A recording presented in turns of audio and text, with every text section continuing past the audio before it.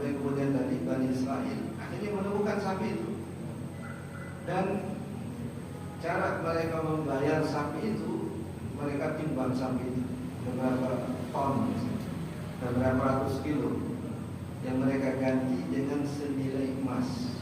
100 kilo, baik 100 kilo. Kemudian sapi itu disembelih. Setelah disembelih, dia punya buntut ekor dicampurkan ke jenazah itu yang sudah mati, yang sudah terbunuh. Tiba-tiba jenazah itu hidup lagi. Kemudian dia cerita siapa yang membunuh diri, saudaranya yang bunuh, bukan orang lain. Setelah itu mati lagi tuh. Harganya mahal, prosesnya panjang, nanya sapi yang bagaimana, warnanya apa, dan seterusnya. Setelah disembelih, kemudian dicampurkan ekornya, bicara saya dibunuh oleh saudara saya, setelah itu mati lagi. Akhirnya dihukum orang yang membunuh tadi. Ini mati juga sapinya tadi. Tapi dengan asbab ekornya, orang yang sudah mati bisa hidup lagi. Itu kan asbab saja. Kenapa harus pakai ekornya? Kenapa pakai nyembelih sapi? Dan proses yang panjang Allah ceritakan dalam Al-Quran. Jadi nama surah Al-Baqarah, surah yang terpanjang dalam Al-Quran. Nah ini tidak ada yang mustahil kalau dinisbahkan kepada Allah SWT. Tidak pakai dibelung sama ekor sapi. Kalau bercanda kun bayakun jadi. Tapi ini mengajarkan kita keajaiban, sekaligus juga mukjizat Nabi Musa alaihissalam. Ini Bani Israel. Jika diingatkan dari Nabi Isa, "Ubudu rabbakum," sembahlah Tuhan kalian. Sembahlah Allah SWT, Tuhanku dan Tuhan kalian. Itu bukan hanya Tuhan kalian, Allah juga Tuhanku yang aku sembah, sebagaimana kalian juga menyembahnya. Ini penekanan antara yang berbicara dengan lawan bicara. Misalkan Rasulullah SAW ketika berada di dalam gua dalam perjalanan hijrah, kan Sayyidina Abu Bakar As-Siddiq radhiyallahu anhu sudah ketakutan karena pencarian orang-orang Quraisy sudah sampai ke situ. Kakinya udah kelihatan di mulut gua. Mereka ini hanya muat buat 2 orang berdua saking sempitnya. Lihat kaki orang-orang Quraisy sudah ada di mulut gua. Sayyidina Abu Bakar berkata kepada Rasul, "Ya Rasulullah, law ra'a ahaduhum tahta qadamai la absarana." Wahai Tuhan Rasul, seandainya mereka lihat kaki mereka saja kelihatan. Kita ketahuan ini. Kalau menengok ke bawah hanya kan mereka sibuk ke atas, lihat saja. Lihatin sarang burung, lihatin laba-laba. Sadrul Umar Nawalan wa sadrul Ankabut ta'ala khairil bariyati lam tarzuh. Mereka melihat Al-Ankabut, laba-laba, Al-Hamam, merpati. Mereka menyangka ini merpati bertelur sekian lama, nggak mungkin ada manusia masuk ke sini, itu merpati pasti kabur. Begitu juga dengan Ankabut, laba-laba. Ini kata mereka, ketika ada satu, gimana kalau kita masuk dalam? Ini ada sarang laba-laba, yang sarang ini sudah ada sebelum Muhammad lahir. Mereka tahu di umur laba-laba nih, bangkotan biasanya. Muhammad usianya baru berapa tahun? 40 tahun setelah dapat wahyu. Kemudian 13 tahun dakwah, maka 53 tahun. Ini laba-laba sudah ada sebelum Muhammad lahir. Tak mungkin dia ada di jalan. Sudah kita kurang. Rasulullah SAW menenangkan Sayyidina Abu Bakar. Nabi katakan, "La tahzan innallaha ma'ana." Jangan kau takut, jangan kau sedih. Allah bersama kita. Bukan bersama aku saja, bersama kau juga. Karena satu frekuensi iman. Sama-sama beriman kepada Allah SWT. Beda dengan Nabi Musa dengan umatnya ketika dikejar Fir'aun. Mereka ketakutan, sudah tertangkap kita Fir'aun ini. Di depan laut, tidak mungkin nyebrang laut, tidak ada perahu. Sedangkan di belakang Fir'aun dengan tentaranya, kecepatan pasukan budak luar biasa. Inna lamudrakun, kita pasti ketangkap pada mereka. Nabi Musa menyatakan, "Inna ma'iya Rabbi sayahdi." Aku bersama Tuhan, bukan Tuhan kita. Kenapa nggak satu frekuensi? Mereka takut, Nabi Musa nggak takut. Kemudian Allah selamatkan Sayyidina Musa alaihissalam dan Bani Israel. Ini juga redaksinya begitu. Sembahlah Allah SWT, Tuhanku dan Tuhan kalian. penegasan bahwa Nabi Isa mengakui dirinya sebagai hamba, sama-sama beribadah kepada Allah Subhanahu wa taala. Rabbi wa rabbakum ay wahidullaha fil ibadati, esakanlah Allah dalam ibadah kalian, khaliqi wa khaliqikum, yang dia adalah Tuhanku dan Tuhan kalian. Tauhidul ubudiyah maknanya tidak menyembah kecuali selain Allah, tidak menyembah selain Allah, tidak meminta kecuali hanya kepada Allah. Idza sa'alta fas'alillah wa idza ista'anta fasta'in billah. Jika engkau meminta, mintalah hanya kepada Allah, dan jika engkau mohon pertolongan hanyalah kepada Allah. Jadi perkataan seperti ini sudah ditanamkan oleh baginda Nabi SAW kepada Sayyidina Abdullah bin Abbas. Usianya baru kisah 6 tahun. Ya ghulam, ala u'allimuka kalimatin ihfazillah yahfazka, ihfazillah tajidhu tujahaka. Itu pendalaman akidah. Yang kadang-kadang belum 100% memahami kata-katanya, tapi kata-kata itu udah menancap di dadanya, udah terukir di dadanya. Dengan perjalanan waktu, lama-kelamaan tersingkap rahasianya, lama-kelamaan dia bisa pahami maksud dan artinya. Yang penting nancap dulu. Orang-orang hafal Quran kadang usia masih sangat balita, ada yang 5 tahun, 6 tahun, kadang juga belum mengerti artinya, banyak kan belum paham maksudnya. Tapi ngapal lagi terus dalam perjalanan waktu, kemudian dia belajar sampai akhirnya tersingkap sebagian arti daripada ayat-ayat Al-Quran yang dihafal. Rabbi wa rabbakum ay wahidullaha fil ibadati khaliqi wa khaliqikum, innahu ay asyadu, sesungguhnya terkait dengan ubudiyah kepada Allah. Man yusyrik billah, siapapun yang syirik kepada Allah, di jumlah syartiyah, artinya kalimat yang bersyarat. Yang terakhir akan menjawab yang pertama. Siapa yang syirik kepada Allah, apa jawabannya? Apa balasannya? Apa ancamannya? Man yusyrik billah, siapapun yang menyekutukan Allah syai'an, dengan sesuatu, tidak sebatas dengan manusia, tidak sebatas dengan makhluk hidup, mungkin juga dengan benda mati, dengan pohon, dengan batu. Man yusyrik billahi syai'an fi ibadatihi aw fi ma yahtassu bihi min sifatil uluhiyah, atau menyekutukan Allah pada salah satu dari sifat-sifat ketuhanannya, yang maha memberi, yang maha memberi. Kita justru meminta kepada selain Allah, padahal yang maha memberi hanya Allah. Kita percaya bahwasanya ada yang bisa memberi manfaat dan memberi madarat selain Allah, padahal an-nafi' ad-dar hanya Allah SWT. Jadi ketika Imran bin Husain, beliau bersama dengan Rasul SAW, tiba-tiba datang ayahnya bersama dengan anggota kabilahnya, Husain. Nabi tanya, ya Husain, kam ta'bud min ilah, berapa Tuhan yang kamu sembah? Dia jawab, sab'atun fil ardh wa wahidun fis sama. Ada 7 Tuhanku di bumi dan 1 yang maha tinggi. Kata Nabi, kalau kau meminta sesuatu kepada Tuhan yang mana yang kau minta?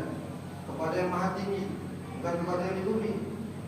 Kalau kau berlindung, kepada siapa kau berlindung? Kepada yang maha tinggi, bukan yang di bumi. Kata Nabi, lalu apa fungsinya Tuhan yang di bumi itu? Yang hanya kamu sembah, tapi tidak bisa memberi manfaat, tapi tidak bisa memberi madarat. Logikanya diasah, logikanya dipancing oleh Nabi SAW. Lalu dia katakan, ya Muhammad, aku menyembah mereka, tapi mereka tidak bisa memberi manfaat kepada.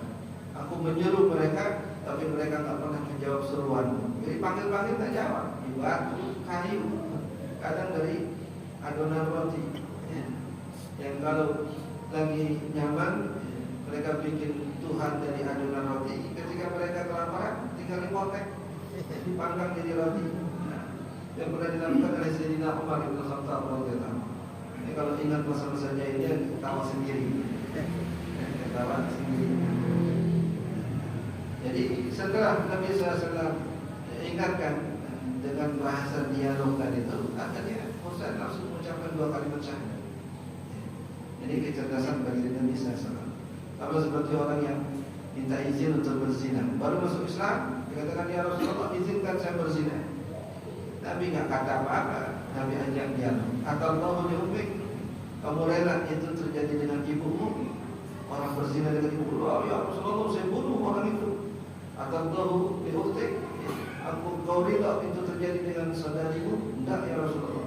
Satu persatu Nabi sebut wanita-wanita yang ada di sekeliling kita, istri, adik, ibu, saudara.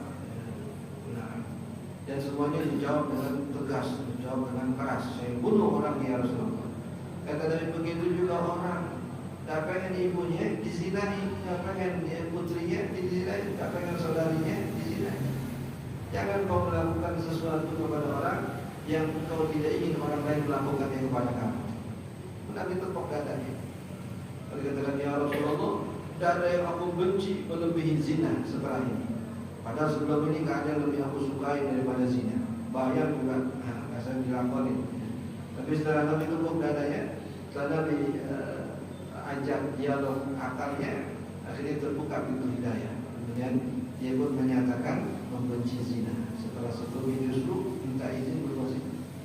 Orang banyak yang berbuat zina, tapi nggak ada yang kepikiran minta izin supaya dilegalkan secara agama, supaya Allah mengizinkan jadi yang lain haram biar saya doang yang halal berzina. Ada nikah mubayyah hidup tanpa berzina. Tapi saya kemudian terapi dengan dialog, terapi dengan kata-kata, disentuh sanubari yang paling dalam. Nah, ini juga bahasanya begitu, sama seperti perkataan Sayyidina Musa kepada Fir'aun. Wa ma rabbul alamin, Musa, siapa sih yang kamu maksud Tuhan seluruh sekalian alam itu? Musa bisa menjawab ringan. Allah Tuhanku yang aku sebut sebagai Tuhan seluruh sekalian alam, itulah yang menciptakanmu dan menciptakan nenek moyangmu. Akhirnya Fir'aun berpikir, menciptakan aku, iya. Aku kan diciptakan, sebelumnya tidak ada kemudian ada. Bagaimana aku mengaku menjadi Tuhan, sedangkan aku sendiri hanya menciptakan. Lalu kalau kamu mengaku sebagai Tuhan, lalu siapakah Tuhan nenek moyangmu? Karena aku belum ada ketika itu. Kalau sekarang aku Tuhan, ada sungai Nil yang luar biasa melimpah airnya, ada kerajaan yang luar biasa kekayaannya. Oke kan, ngaku-ngaku Tuhan. Tapi ketika nalarnya dipancing oleh Sayyidina Musa alaihissalam, bagaimana dengan Tuhan nenek moyangmu? Siapa Tuhan mereka? Apakah kau juga ngaku sebagai Tuhan bagi mereka? Sama logikanya dengan Nabi Isa alaihissalam. Sebelum Nabi Isa lahir, siapa yang menciptakan alam jagat raya? Karena ada hari kelahiran. Kalau ada hari kelahiran, berarti kan ketiadaannya sebelum ada kelahirannya. Sebelum lahir berarti nggak ada. Sedangkan sebelum Isa lahir sudah ada langit dan bumi. Bahkan sudah ada manusia. Ada berapa generasi dari zaman Nabi Adam sampai zaman Nabi Isa. Lalu siapa Tuhan yang menciptakan mereka? Kan logikanya udah karena udah fatal, fatal logika, fatal berpikir. Ada man yusyrik billahi syai'an bi ibadati aw bima yahtassu bihi min sifatil uluhiyah faqad harrama Allahu 'alaihi al-jannah. Maka Allah Subhanahu wa taala akan mengharamkan dirinya untuk masuk ke dalam surga. Itu jawabannya. Jadi jawaban dari siapapun yang menyebutkan Allah, maka Allah Subhanahu wa taala akan mengharamkan dirinya dari surga. Ai faqad mana'ahu Allah taala min dukhuliha. Allah Subhanahu wa taala akan mencegahnya untuk memasuki surga. Wa ma'wahu an-nar, dan tempatnya adalah neraka. Makwan, tempat kita nyaman, tempat kita berdomisili, tempat kita berada, yang kadang kita sebut dengan rumah, itu makwa. Ini biasanya makwa diistilahkan untuk seumpama binatang, sarangnya, tempat koloninya, itu disebut dengan makwa. Dan neraka Allah sebut sebagai ma'wa bagi mereka yang menyekutukan Allah SWT. Di mana ketika mereka masuk ke dalamnya karena syirik kepada Allah, sudah nggak keluar dari tempat itu. Sebagaimana binatang betah di sarangnya, sejauh mana dia pergi, dia bakal balik lagi ke sarangnya. Kalau ini memang nggak keluar, ya, nggak keluar. Bahkan hadis Nabi SAW menggambarkan orang yang kerjanya keliling neraka. Mungkin bahasa kita mencari jalan keluar. Sedangkan azab Allah SWT yang dilihat itu adalah azab yang kedua, azab yang dia jalani, azab yang ia rasakan, ditambah lagi azab melihat penderitaan orang lain. Kadang juga azab karena mencium bau busuk siksaan orang lain. Dalam hadis Nabi jelaskan, ada yang tiada ada minhu ahlunna. Ada orang yang saking busuknya, saking baunya di neraka, penghuni neraka merasa terganggu dengan keberadaannya. Padahal mereka juga busuk. Yang minum dari al-ghulta, yaitu air yang bersumber dari kemaluan wanita-wanita pelacur. Ada darah, ada nanah, itu minuman mereka. Kadang Allah sebut juga dengan al-hamim, minuman yang kalau diminum tenggorokan mereka langsung bolong saking panasnya. Fasyaribuna syurbal him hadza nuzuluhum yaumad din. Syurbal him, mereka minum seperti onta, seperti binatang. Padahal dengan mereka meminum itu hancur tubuh mereka, hancur kerongkongan mereka. Tapi mereka nggak tahan dengan rasa hausnya, sampai rela minum minuman yang busuk tadi. Ini yang Allah SWT ceritakan tentang kondisi orang-orang yang ada di neraka. Nanti setelahnya Allah SWT akan menjelaskan nasib orang-orang zalim di akhirat yang tidak ada satupun penolongnya. Saat di dunia banyak yang menolong mereka, ada jabatan mereka, ada duit mereka, ada posisi mereka. Tapi nanti di akhirat ketika mendapatkan azab dari Allah, tidak ada satupun yang bisa menolong mereka. Wa ma lidh-dhalimin min ansar. Ya tawakkaltu alaina ya tawakkaltu alaina warhamna wanzur ilaina warhamna wanzur ilaina ya tawakkaltu alaina ya tawakkaltu alaina warhamna wanzur ilaina warhamna wanzur ilaina ya tawakkaltu alaina ya tawakkaltu alaina warhamna wanzur ilaina warhamna wanzur ilaina. Rabbana atina min ladunka rahmatan wa hab lana min ladunka adzaban hasanah. Sallallahu alaihi wasallam. Assalamualaikum warahmatullahi wabarakatuh. Hadirin sekalian, insyaallah